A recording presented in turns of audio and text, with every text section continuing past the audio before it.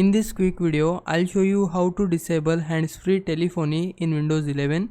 If you found this video helpful, then please consider subscribing my channel and also like this video. So disabling hands-free telephony in Windows 11 can be useful if you are having issues with audio devices or Bluetooth connections. So to disable it, firstly go to settings in your Windows 11, search here settings, then open settings app in your computer. Now click on Bluetooth and devices. Once you are here, go to devices panel and now scroll down here and you will find option of more devices and printer settings, and it will show you all of your devices from your computer.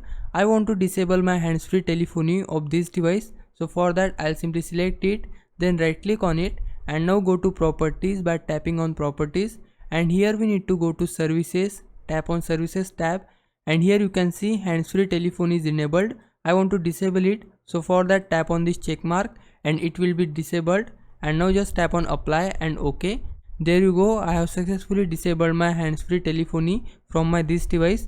If in future you want to again enable it, so for that again right click on it, go to properties, services, and from here check the hands-free telephony and it will be enabled. Now if I was a big help, can you please subscribe my channel? I would really appreciate it. For now, thanks for watching. Bye bye.